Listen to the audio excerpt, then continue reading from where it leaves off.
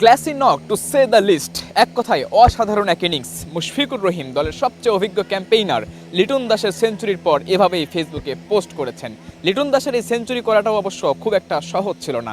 তাকে একাধিক বাউন্স দেওয়া হয়েছে, কারণ আগের 2 ইনিংসে তিনি বাউন্সারে আউট হয়েছেন। প্রেস কনফারেন্সে এসে লিটন দাস নিজেও জানিয়েছেন সেই কথাই। বাউন্সার নিয়ে আমি মনে করি এটা একটা স্কোরিং অপরচুনিটি আমার জন্য, বাট আনফর্চুনেটলি যে লাস্ট 2 ইনিংসটাই আমি বাউন্সারে আউট হয়ে গেছি এবং আজকেও আমার কাছে মনে হয় তারা ওই ব্যাক অফ দ্য মাইন্ডে ওই জিনিসটা ছিল, যেহেতু পরপর 2টা ইনিংসে আমি বাউন্সারে আউট হয়েছি, তো বাউন্সার তাদের কাছে মনে হচ্ছে একটা best option.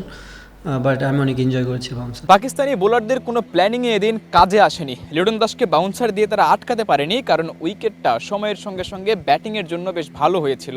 SMC plus electrolyte drink minerals ফিরিয়ে দিয়ে শরীরকে করে রিহাইড্রেট ও রিফ্রেশ, আর তুমি হয়ে ওঠো অদম্য। এসএমসি প্লাস, অদম্য তুমি, থামবে না কখনো।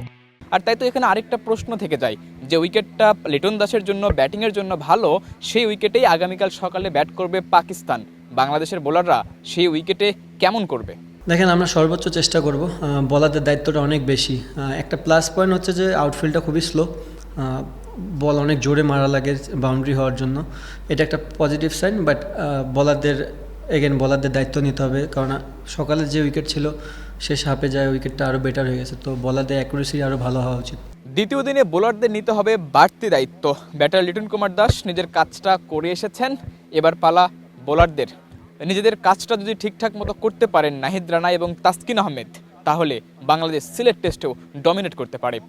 সিলেট ইন্টারন্যাশনাল ক্রিকেট স্টেডিয়াম থেকে সাদাতুর রাফি, এশিয়া পোস্ট।